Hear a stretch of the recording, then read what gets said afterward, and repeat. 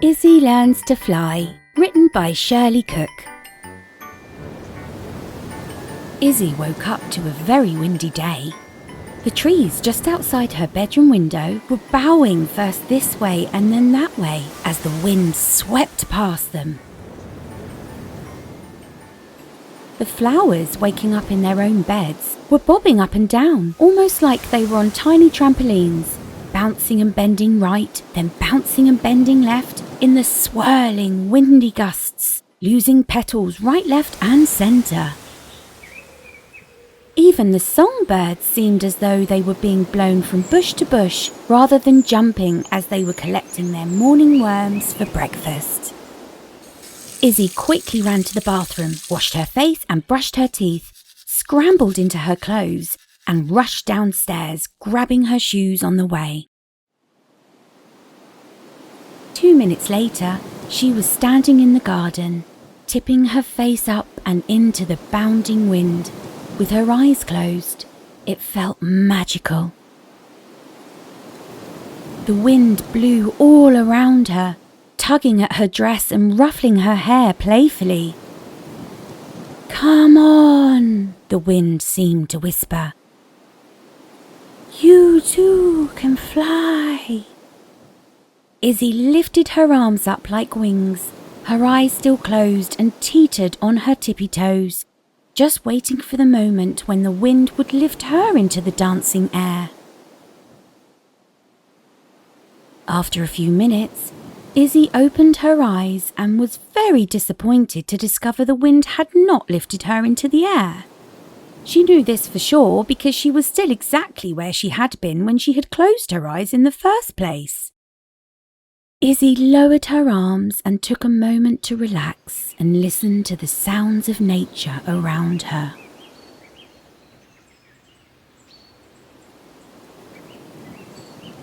The birds chirped, the wind whistled, the leaves rustled, the trees sighed, and Izzy watched enviously as the wind swept up some fallen leaves, and together they put on a delightful show, whirling and prancing, swirling and dancing, flying all around her. Izzy had so wanted to fly with the wind. With a sad sigh, drooping shoulders and a rumbling tummy, she headed back to the house to find some breakfast. In the kitchen, Izzy's grandma was setting the table. She often came to stay with Izzy and her parents, usually staying much longer than planned, as everyone enjoyed her visits so much they never wanted them to end. Izzy sat down heavily on the seat by the window. Grandma looked at her. "Is there something wrong, my dear?" she asked. Izzy gave a gloomy sigh and said, "Oh, Grandma, it's such a lovely windy day. I would so love to fly like the birds and the autumn leaves. It all looks so fun and free." "Ah, I see," said Grandma. "Let me have a little think to see if I can help. Meanwhile, let's have some toast and honey for breakfast." Grandma made the best toast and honey. It stayed warm for ages, and she always put on an extra layer of the gooey honey, which dripped everywhere, giving Izzy super sticky fingers.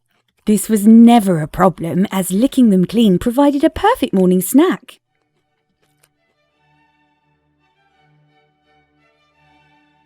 By the time Izzy had eaten her toast and honey, finished a whole cup of tea and half a glass of milk, she felt a bit better.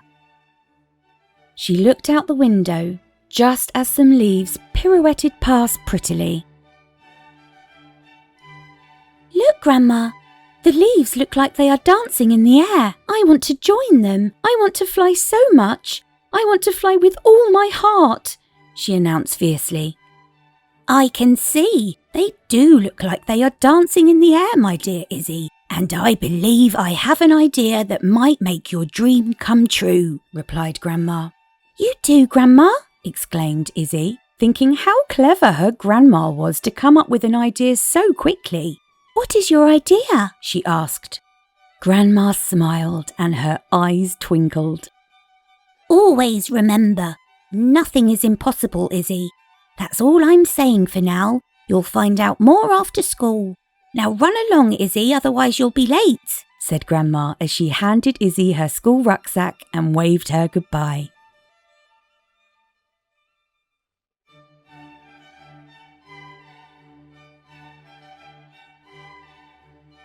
Finally, after a day which felt like the longest day ever, the school clock finally struck 3 o'clock, which meant time to go home and see what Grandma's plan was. Izzy rushed home as fast as her legs would carry her. She ran up the path and burst through the front door, scaring poor Grandma, who yelped loudly in surprise, making Izzy giggle. I'm sorry, Grandma, I didn't mean to scare you. But Grandma, why are you standing in the hallway? Asked Izzy.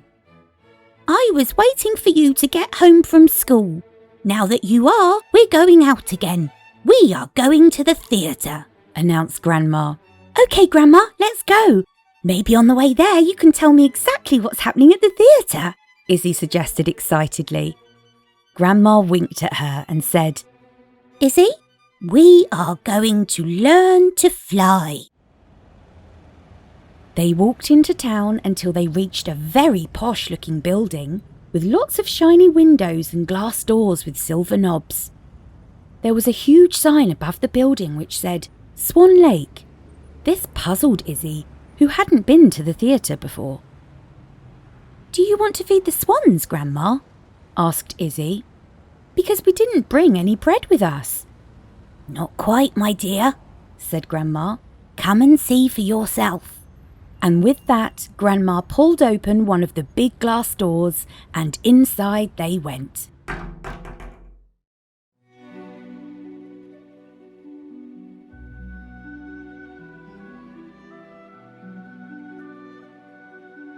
Well, Swan Lake was magical. There were so many dancers.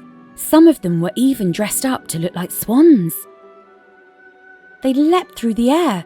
They twirled so gracefully, spinning on their tippy toes. Some were even lifted into the air by special ropes, and they really looked like they were flying. They were so graceful, it was as though the music was the billowing wind, and they were flying and dancing, like the wind was blowing them across the stage. It was quite simply one of the most amazing, fantastic, incredible things Izzy had ever seen, ever.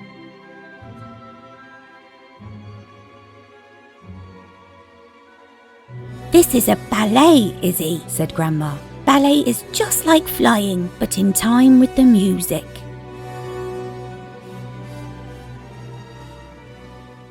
Oh, Grandma, exclaimed Izzy once the ballet show had finished. Now I want to fly even more. I want to dance like those amazing ballet dancers, Grandma. I mean, you're right. It's practically flying. Well, I thought that you might feel that way, said Grandma. Come along, Izzy. Follow me. And she headed off to a tall door on the left of the stage that had a brightly lit exit sign above it. Izzy quickly followed Grandma through the door, wondering what her clever Grandma had up her sleeve this time. On the other side of the door was a large room with mirrors all the way down one side, and a curious wooden bar about halfway down the mirrored wall.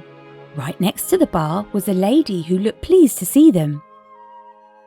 Say hello to Madame Maribel, Izzy, said Grandma. After they had greeted each other, Grandma explained that Madame Maribel was an old friend of hers that also happened to be a ballet teacher. I'd be very happy to give you ballet lessons, Izzy, said Madame Maribel. Would you like to learn to dance like the ballet dancers in Swan Lake? Would you like to learn to fly like a swan? Grandma asked Izzy.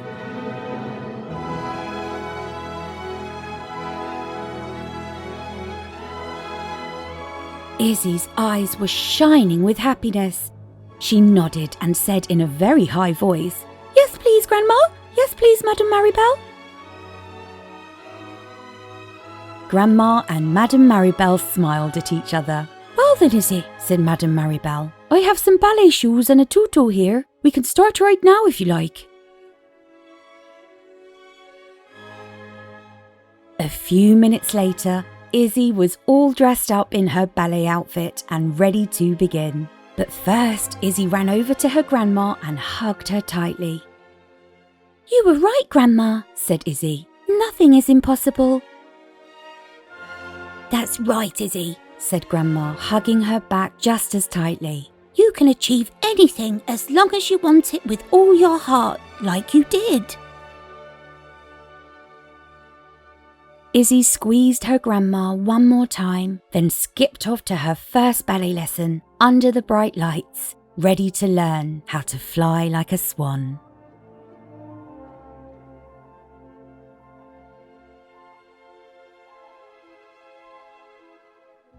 Thank you for listening to our story. It really does mean the world to us. We are a family-run company and we've got many more books, stories and videos currently being written, illustrated and edited. You can keep up to date with our stories by visiting dreamdrops.co.uk.